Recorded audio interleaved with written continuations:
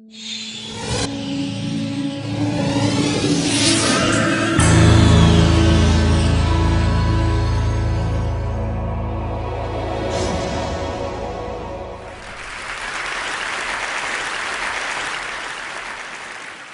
it's 1995, I'm in college, and a friend and I go on a road trip from Providence, Rhode Island to Portland, Oregon.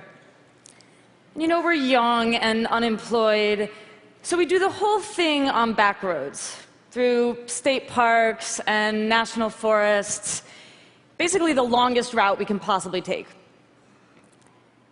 And somewhere in the middle of South Dakota, I turn to my friend, and I ask her a question that's been bothering me for 2,000 miles. What's up with the Chinese character I keep seeing by the side of the road? My friend looks at me totally blankly. There's actually a gentleman in the front row who's doing a perfect imitation of her look. And I'm like, you know, all the signs we keep seeing with the Chinese character on them. She just stares at me for a few moments. And then she cracks up, because she figures out what I'm talking about. And what I'm talking about is this.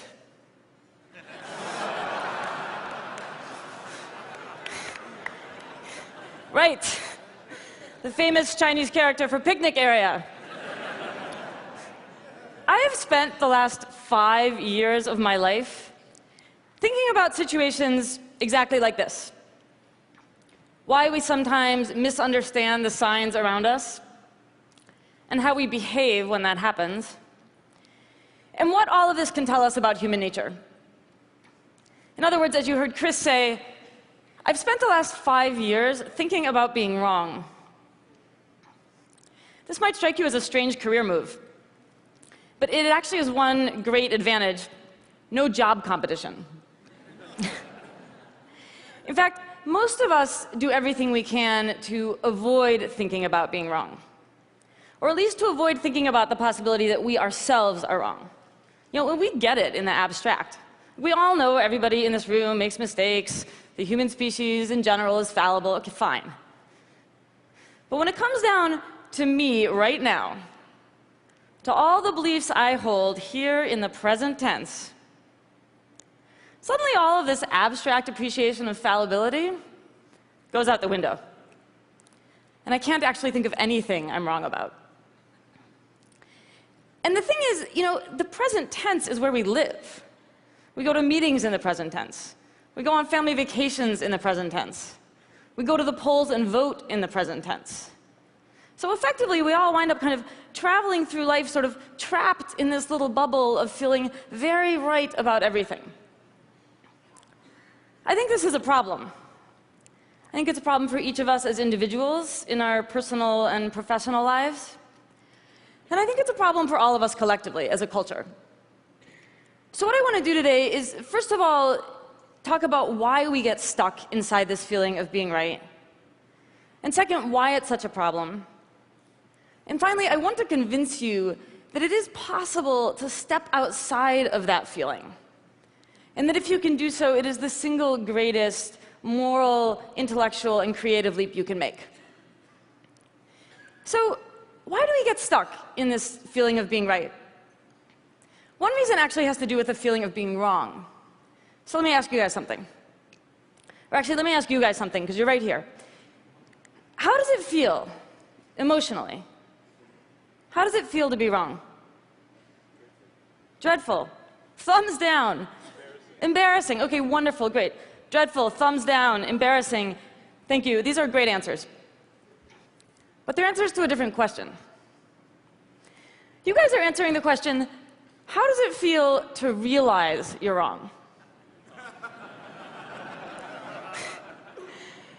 Realizing you're wrong can feel like all of that, and a lot of other things, right? I mean, it can be devastating. It can be revelatory. It can actually be quite funny, like my stupid Chinese character mistake.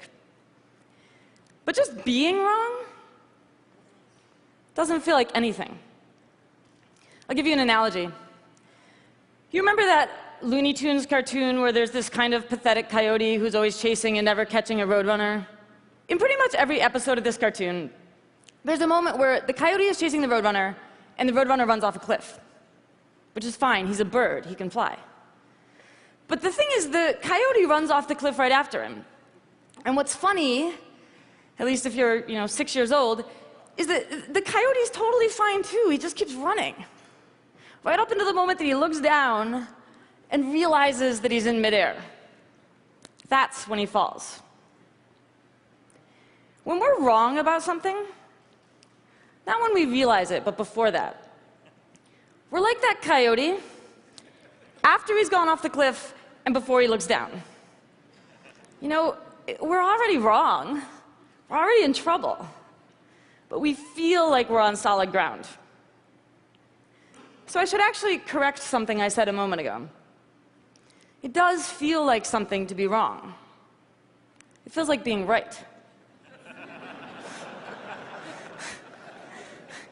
So this is one reason, a structural reason, why we get stuck inside this feeling of rightness. I call this error blindness. Most of the time, we don't have any kind of internal cue to let us know that we're wrong about something until it's too late. But there's a second reason that we get stuck inside this feeling as well, and this one is cultural. Think back for a moment to elementary school. You're sitting there in class, and your teacher is handing back quiz papers. And one of them looks like this. This is not mine, by the way. So there you are in grade school, and you know exactly what to think about the kid who got this paper. That's the dumb kid, the troublemaker, the one who never does his homework.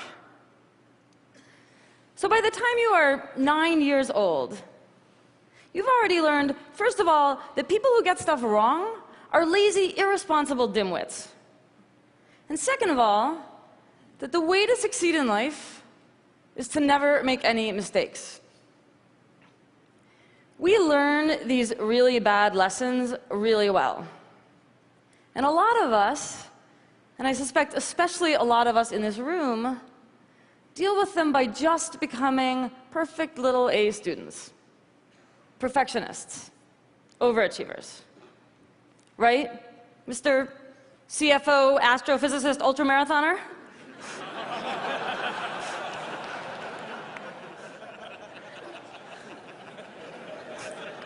You're all CFO, astrophysicist, ultramarathoners, it turns out. Okay, so fine, right? Except that then we freak out at the possibility that we've gotten something wrong. Because according to this, getting something wrong means there's something wrong with us. So we just insist that we're right, because it makes us feel smart and responsible and virtuous and safe. So let me tell you a story. A couple of years ago, a woman comes into Beth Israel Deaconess Medical Center for a surgery. Beth Israel's in Boston. It's the teaching hospital for Harvard, one of the best hospitals in the country. So this woman comes in, and she's taken into the operating room. She's anesthetized. The surgeon does his thing, stitches her back up, sends her out to the recovery room. Everything seems to have gone fine. And she wakes up, and she looks down at herself, and she says, "Why is the wrong side of my body in bandages?" Well, the wrong side of her body is in bandages because the surgeon has performed a major operation on her left leg instead of her right one. When the vice president for healthcare quality at Beth Israel spoke about this incident, he said something very interesting. He said, for whatever reason, the surgeon simply felt that he was on the correct side of the patient. The point of this story is that trusting too much in the feeling of being on the correct side of anything can be very dangerous. This internal sense of rightness that we all experience so often is not a reliable guide to what is actually going on in the external world.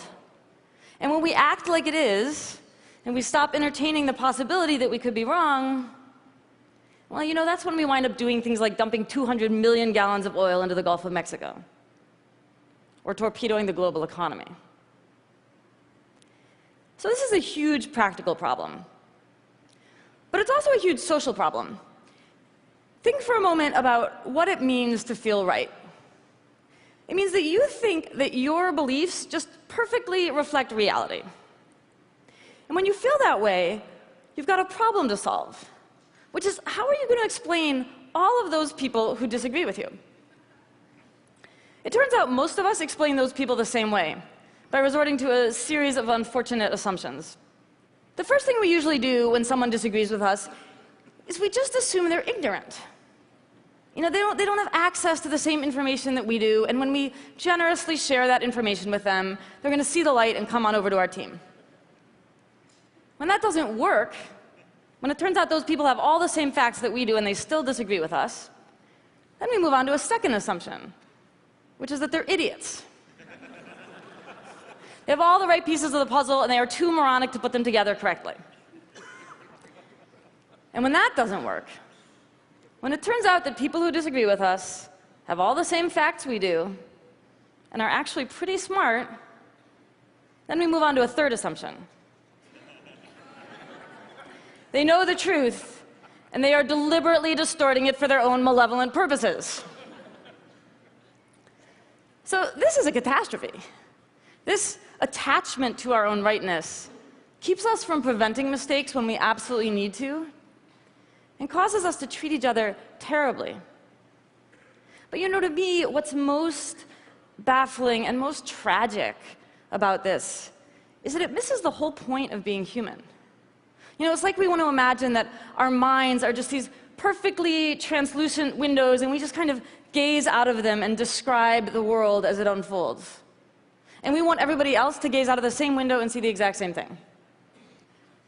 That is not true, and if it were, life would be incredibly boring. The miracle of your mind isn't that you can see the world as it is. It's that you can see the world as it isn't. We can remember the past, and we can think about the future, and we can imagine what it's like to be some other person in some other place. And we all do this a little differently, which is why we can all look up at the same night sky and see this, and also this, and also this. And yeah, it is also why we get things wrong. 1,200 years before Descartes said his famous thing about "I think, therefore I am," this guy, St. Augustine, sat down and wrote "Fallor ergo sum." I err, therefore I am. Augustine understood that our capacity to screw up, it's not some kind of embarrassing defect in the human system, something we can eradicate or overcome. It's totally fundamental to who we are. Because unlike God, we don't really know what's going on out there. And unlike all of the other animals, we are obsessed with trying to figure it out. To me, this obsession is the source and root of all of our productivity and creativity. Last year, for various reasons, I found myself listening to a lot of episodes of the public radio show This American Life. I'm sure a lot of you know it. And so I'm listening, and at some point, I start feeling like all the stories are about being wrong.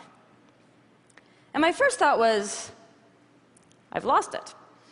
I've become the crazy wrongness lady. I just imagine it everywhere, which has happened. But a couple of months later, I actually had a chance to interview Ira Glass, who's the host of the show. And I mentioned this to him, and he was like, no, actually, that's true. In fact, he says, as a staff, we joke that every single episode of our show has the same crypto theme. And the crypto theme is, I thought this one thing was going to happen, and something else happened instead. And the thing is, says Ira Glass, we need this. We need these moments of surprise and reversal and wrongness to make these stories work. And for the rest of us, as audience members, as listeners, as readers, we eat this stuff up. We love things like plot twists and red herrings and surprise endings.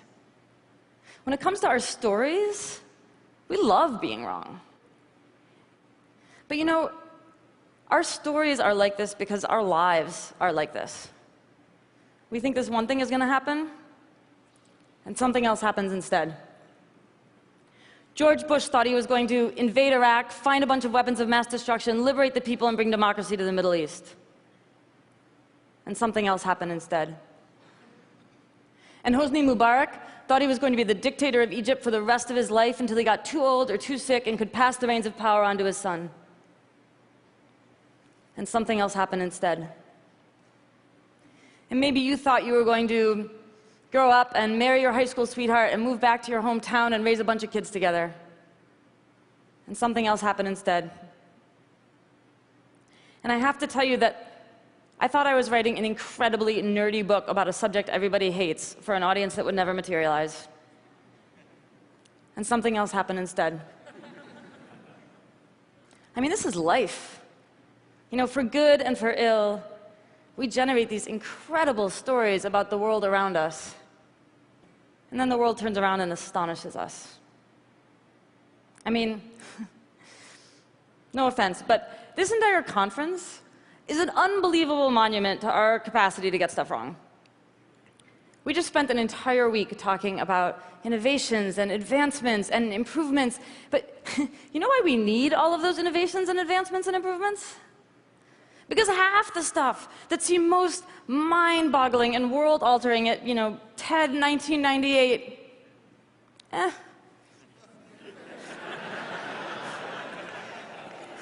didn't really work out that way, did it? You're like, where's my jetpack, Chris?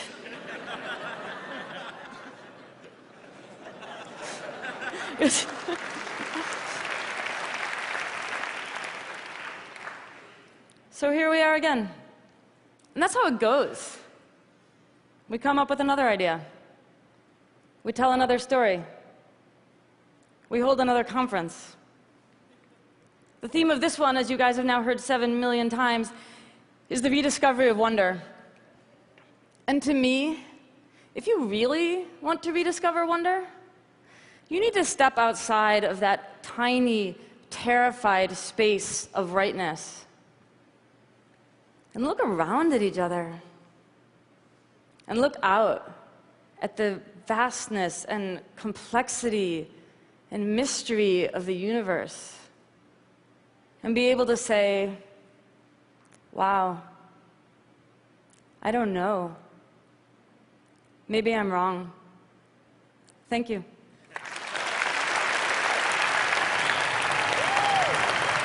Thank you, guys.